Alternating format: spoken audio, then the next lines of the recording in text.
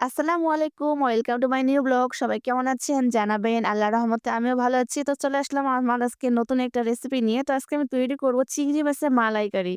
এই চিংড়ি মাছ কে, কে পছন্দ করেন অবশ্যই কমেন্ট করে জানাবেন। আমার তো পার্সোনালি অনেক বেশি পছন্দ। তো আজকে আমি তৈরি করব নারিকেলের দুধ দিয়ে চিংড়ি মাছের মালাইকারি।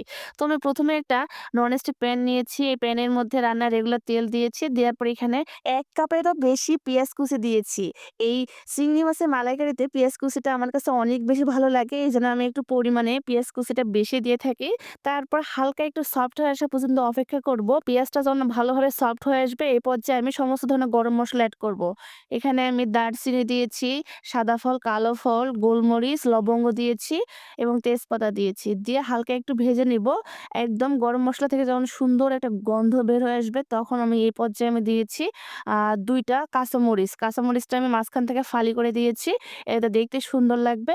তারপর সবগুলো আবারও ১ মিনিটের মতো ভেজে নিয়েছি। এই পর্যায়ে আমি রসুন বাটা দিয়েছি, তারপর আদা বাটা দিয়েছি। আমি আজকে বাটা মসলায় রান্না করতেছি। অবশ্যই একবার হলেও এই বাটা মসল্লা ও গুঁড়া মসল্লা দিয়ে মিক্স করে রান্না করে দেখবেন।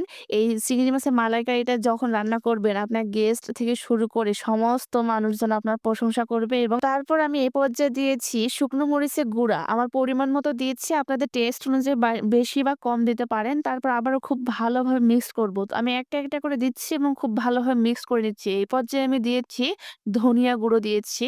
তো আবারও খুব ভালোভাবে মিক্সড করব। মিক্সড করার পর আবারও আমি দিব এখানে জিরা গুঁড়া। জিরা গুঁড়া এড করেছি আমি। আমার কাছে মনে হয় গুঁড়াটা গন্ধটা অনেক বেশি ভালো লাগে। তো আপনারা বাটাটাও দিতে পারেন অথবা ভেজেও দিতে পারেন। তারপর মসলাটা যেন না পুড়ে যায়, এজন্য আমি দিয়েছি এখানে নারিকেলের দুধ। নারিকেল আপনারা ভিজিয়ে পানি দিয়ে একটু ব্লেন্ডারে মিক্স করলে হয়ে যাবে নারিকেলের দুধ। অনেক বেশি ভালো লাগে।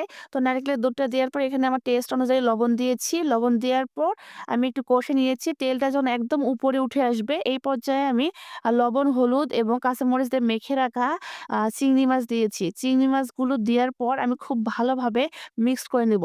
অবশ্যই আলতোভাবে মিক্সড করবেন যাতে চিংড়ি মাছগুলো ভেঙে না যায়। আর চিংড়ি মাছ যেহেতু খুব দ্রুতই ফ্রাই হয়ে যায়, এইজন্য আরকি টাইম বেশি লাগে না।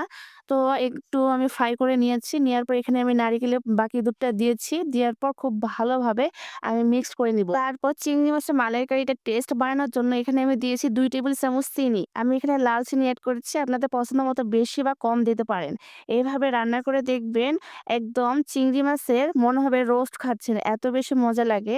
অবশ্যই একবার হলে বানিয়ে দেখবেন। এই তো আমার এই পর্যায়ে পানিটা যখন শুকিয়ে গিয়েছে একদম, তারপর এখানে এড করেছি কাঁচামরিচ ২ ফালি।